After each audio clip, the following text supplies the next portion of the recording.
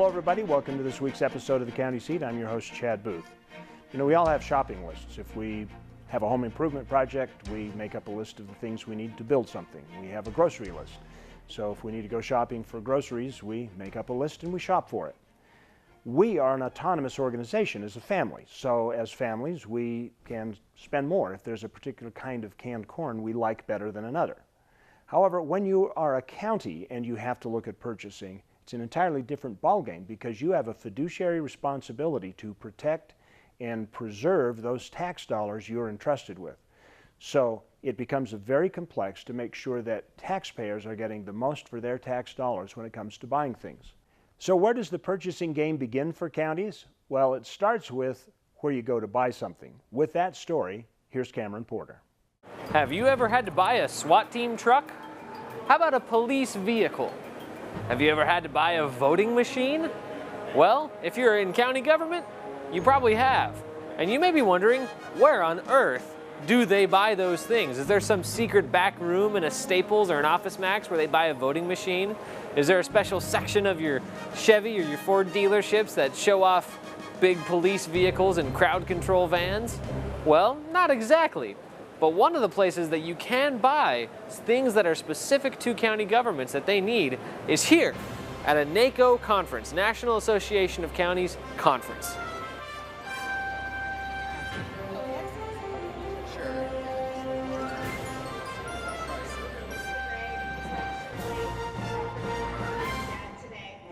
We come down here for workshops, for educational purposes, to network with other county officials. Right now we're here in the exhibit hall, and this is products that vendors have that sell to government entities as to the services we provide. Software companies, vehicles, emergency vehicles, GIS, all kinds of things that make our jobs easier and up to date. So that vehicle behind me, the mobile command post, belongs to our county gang unit. It's used for tactical operations, multi-location warrants, any type of tactical deployment, specifically for our unit. One of our lieutenants that was here 5-6 years ago was the one who put all this together. He called them, he said, these are the specifications we want, and they said, yeah, we can build it for you. Ironically, that particular model that's what it's commonly really used for, is like a food truck or catering truck. One way that counties can get their supplies is through U.S. Communities, a group that specializes in obtaining bulk, guaranteed pricing for much of the equipment and supplies that counties need. U.S. Communities is a cooperative purchasing organization that was founded by and is sponsored by the National Association of Counties, the National League of Cities. So this is a program endorsed by public entities so that they can save taxpayer dollars when they're making purchases. At this conference, there's the vendors that have those kind of services, and so you're able to talk with the vendors one-on-one or set up an appointment for them to come visit the county and show us what they have to sell. It's a good way for us to get a dollar value for coming down here, is we get the best thing that money can buy or what we can afford with, stretch our dollars. So all kinds of things down here for us to look at doing our jobs better. County governments need a lot of stuff, and the process they go through to get that stuff is called procurement. And we're going to talk a little bit more about procurement and how that process works and some of the complications that come up when we join our guest panel. For the County Seat, I'm Cameron Porter. Thank you, Cameron. Well, we've covered the where to get that special equipment, but we haven't covered the process of how. How do counties procure things and protect the assets, make sure they're not paying too much? That will be the topic for our panel discussion. We'll be right back with our show on purchasing on the County Seat in just a minute. When the road takes you farther than you knew possible, when the world is more beautiful than you've ever seen, when home is more comfortable than it should be, this is when you know you're in Kane County. The perfect mix of rural and urban, culture and adventure. Glendale, Orderville, Kanab, Bigwater, small towns with more to offer than just peace and quiet. Kane County, Utah. Find the new you. There's a little place on a Utah map where I was raised, where my heart's at, where the sagebrush grows wild and high, and the stars come out at night. Oh, there ain't nothing like being raised in the basin with a Ute reservation, skiing starvation, that Duchesne County life. The Utah Farm Bureau has always been there to fight for the needs of its members, with discount programs on items ranging from vehicles and ATVs to health and wellness. The membership fees aren't big, but the results are. We've been around since 1916, and we're not leaving anytime soon. Utah Farm Bureau. We work for those who work to feed the world.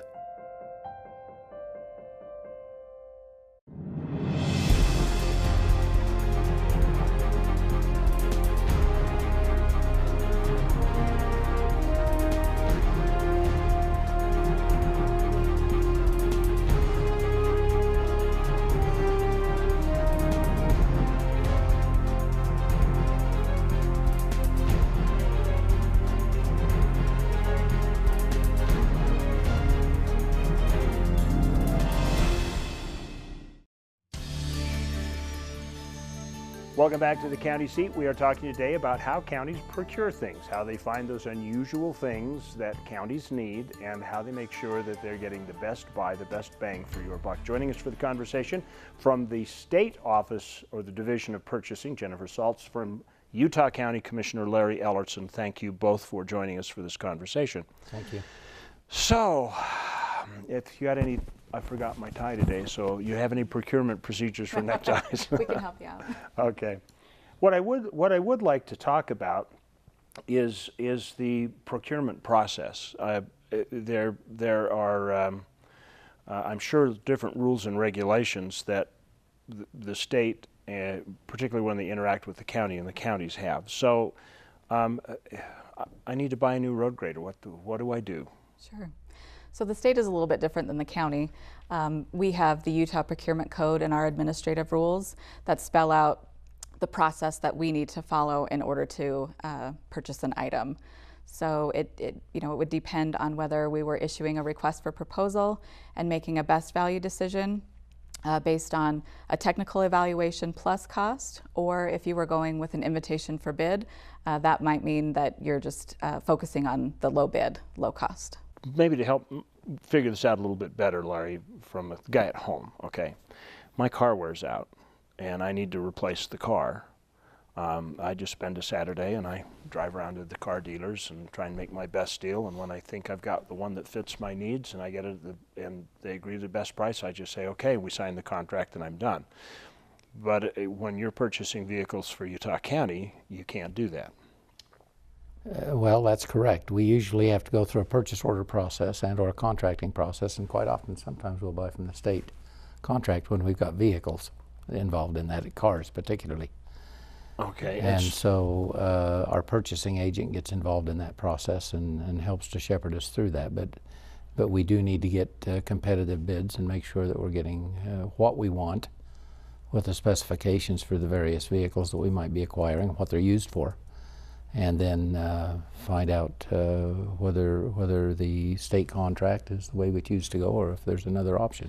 And when you say the state contract, they already have an in-place contract for acquiring cars, and if you need one, you can just say, I'll take one at your price. Is that how that works, basically? So we're right in the middle of resoliciting our vehicle contracts. Current contracts are about to expire, so we have a purchasing agent who is they're going through a request for statement of qualification right now. So they're pre-qualifying resellers, or the forget the term for the car dealerships, but they're qualifying car dealerships to provide certain makes for vehicles. And then once they're put in place, the county has a need for a specific model and type of vehicle and specifications, then they would allow for those vendors who have been pre-qualified to bid on that particular specification for the vehicle, and then the low bid would win. because it met all of his requirements. Okay, so you basically, you don't actually say this, you can get this car at this price through your procurement. You can say, we've qualified that these meet the technical requirements of the car, and you can go ahead and bid through this group of vendors for the lowest bid. Correct. The previous contracts, we had conducted a market basket approach and had come up with some discount, standard discount prices that were available. But this new approach will allow more resellers to be qualified and for more competition on the back end to hopefully get you some better pricing. So you guys often use the state, or you go out and look and then just see if the state's got a better deal available, or how does that work? Jennifer may be able to tell me how often we use them, but better than I know. But it seems like the issue comes up quite often as we're talking about acquiring goods and services. But we do look at other bids as well to see if we have a better price or not. Okay, very good. This looks like a good place to take a break. We're talking about procurement. There's a lot of jargon that's involved in procurement, and if you're like me, you've been sitting here in this first segment saying RFP. Okay, I want to know a little bit more about that, so that's where we will take up the banner when we come back after this commercial break on the County Seat. What would you do with an extra day in Utah Valley? Explore the Wasatch Mountains? Snap a family photo at Bridal Veil Falls. Cool off on Utah Lake or the Provo River.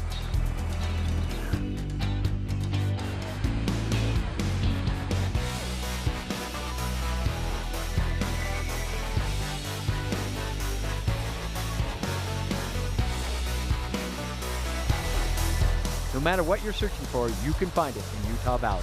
Bring everyone together. 149 million years in the making, dinosaurs once roamed this land.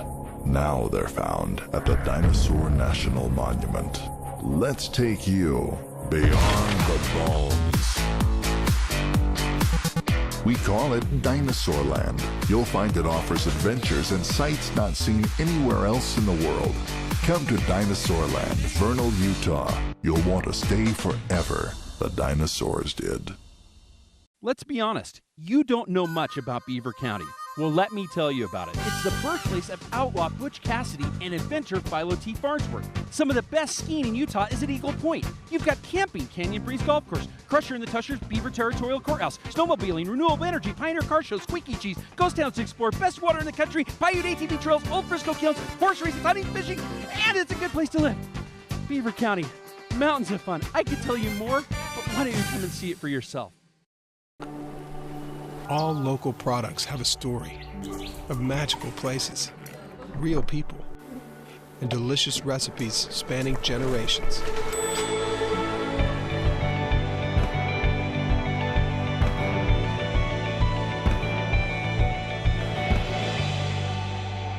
So go ahead and discover flavors you've never tasted and friends you never knew you had.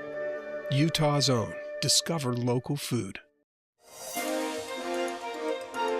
Welcome back to the County Seat. We are talking about county procurement today, how you go about getting the things the county needs. And it's a big, broad list, just probably bigger than yours at home, because they need cars, they need paper clips, they need notebooks, they need refrigerators, they need diamond jack drilling rigs, they need all kinds of specialized things to make roads and bore holes. So they've got a bigger shopping list. I do want to go back and ask a couple of questions. Jennifer, you said two things in your process that I have heard at both the county level in meetings and I have heard in conversations with state departments, and that is RFP, and they use that a lot in purchasing, and requests for bid. Would you explain what your different tools are? Sure. So a request for proposal is more of a best value decision. It allows for an evaluation to take place, technical evaluation. It could include pass-fail criteria, but mostly we want to identify evaluation criteria that can be scored. And so, proposals can be reviewed against each other. And then there's also a cost component as well. So when you total up the technical points plus the cost points, typically, it's required that the highest total scoring vendor wins. Now, in the event that they are not the lowest price, at the state level, our procurement code requires a cost-benefit analysis to be taken place in the event that it's more than 5% and $10,000 than the lowest priced, I guess, competitor.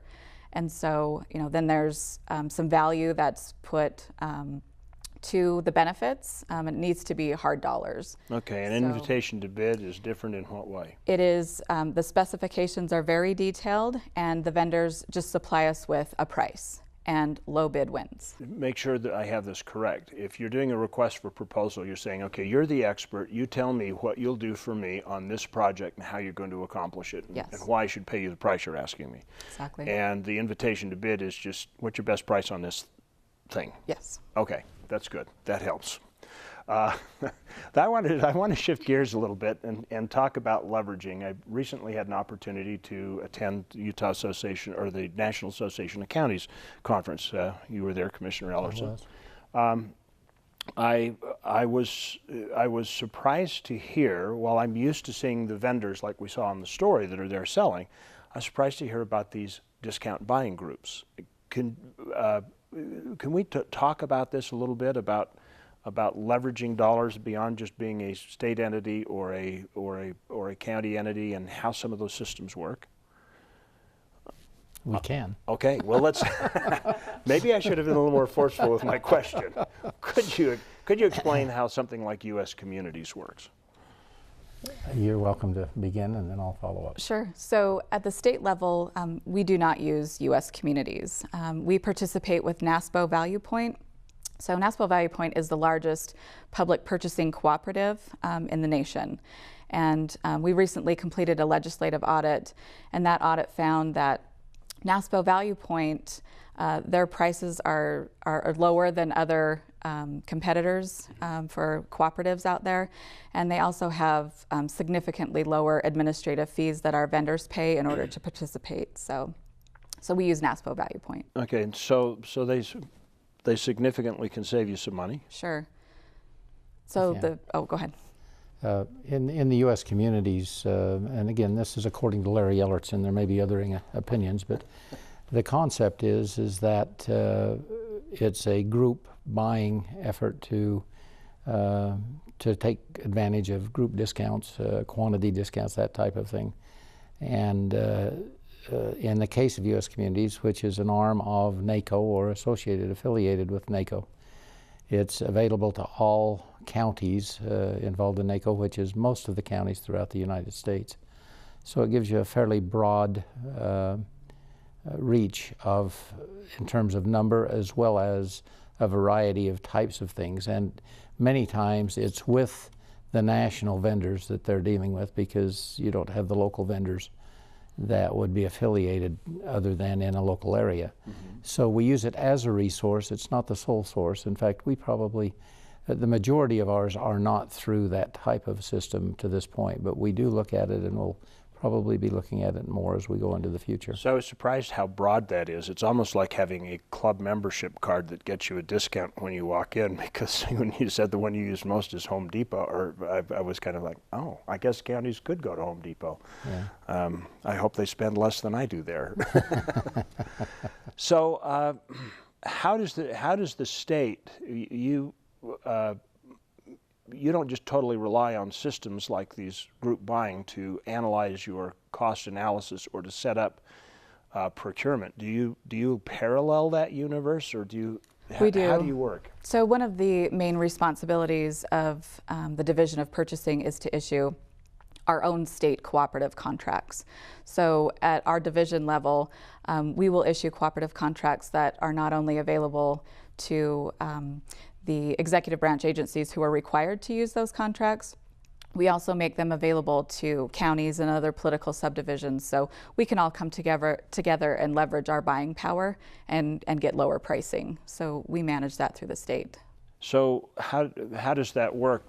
You know, you may be bidding on ambulances, okay, and so you're in the process of saying we want a good deal on ambulances because the state's going to order 16 of them.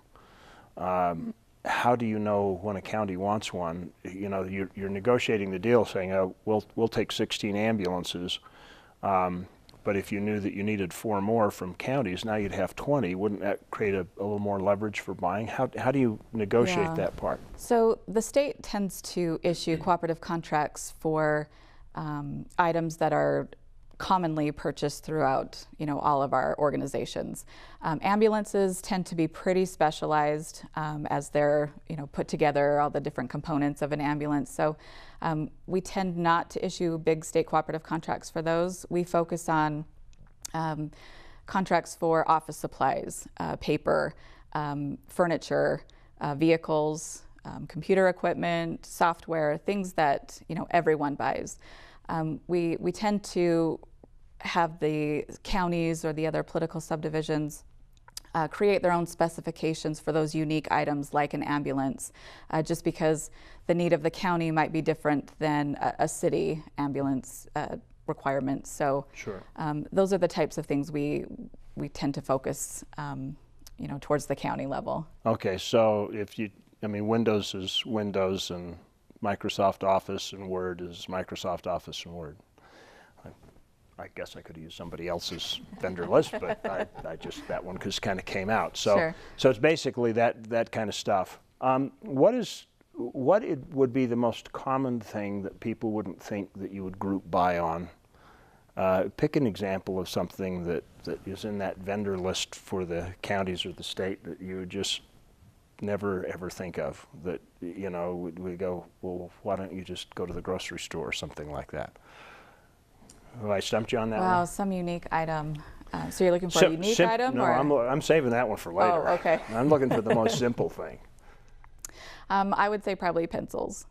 We have cooperative contracts for or with office supply stores, Office Max, Office Depot, and you can just go in and buy pencils. And from them. So once you're set up like through the state, if the county is buying through the state contract, then it is almost like a discount card. You just say, this is a purchase order for pencils on the state contract, and I need 20,000 pencils. Yep. Number 2, soft lead. They don't have to go out for a separate solicitation. We've already done the work on their behalf, and they can just go make the purchase. When you're buying unique stuff, well, I'm going to save this. We'll be right back with our last segment of County Seat. There is a place where looking out means looking in, where an impression lasting only a few seconds will be imprinted on a life forever, where courage is forged and innocence rediscovered, where remembering is rewarding and forgetting unforgettable. There is a place where truth is felt and where seeing is believing. There is a place.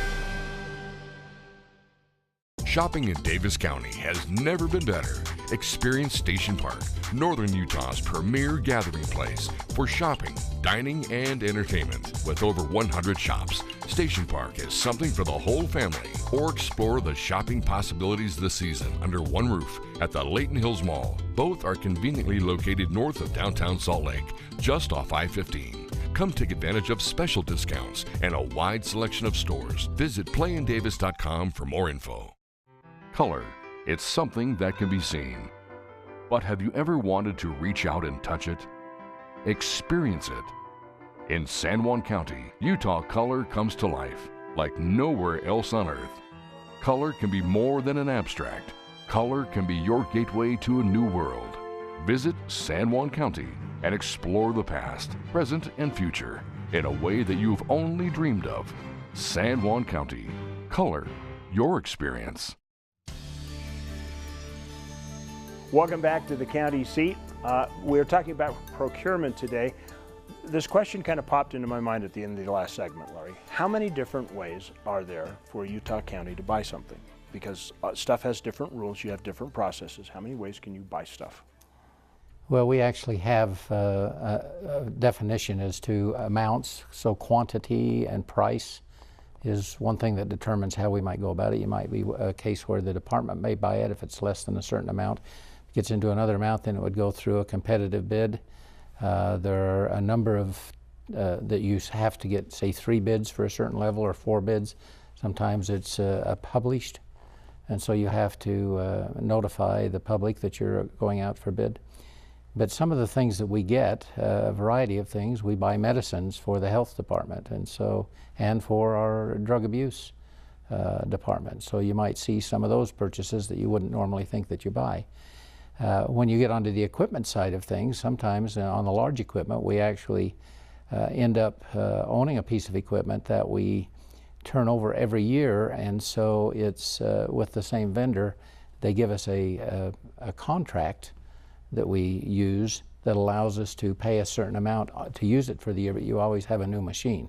Ah, okay. And so you avoid the maintenance and the equipment getting old. So it's a variety of things. We buy things that people use for recreation, but we use them for work. We have search and rescue that use ATVs and watercraft that other people would use for recreational purposes. So we have a need to save people.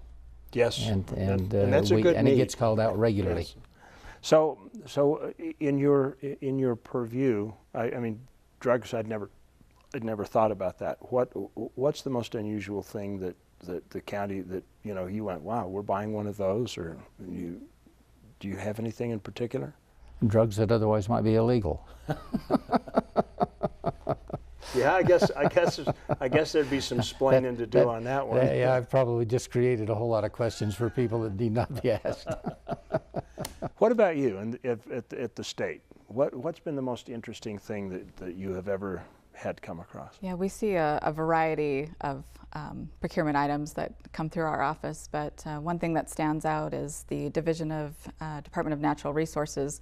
They needed some deer feed, and so they had a list of required nutrients that needed to be part of that deer feed. So we went out and found some vendors who were able to create that type of feed, and went through a procurement process, and we were able to get that out for DNR. So you mean you can't go to IFA and get Purina fawn chow? It's a little bit different.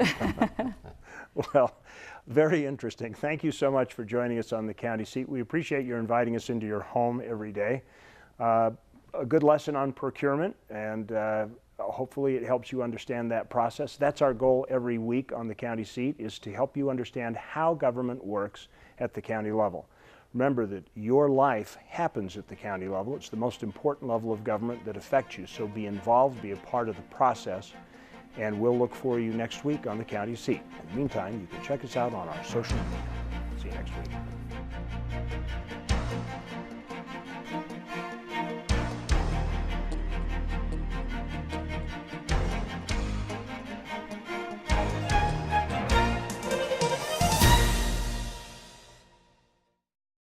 If you'd like to share this video with your friends, well, you do that right here. If you would like to subscribe to our YouTube channel, you do that over here. If you'd like to interact with us on the county seat, that happens over here.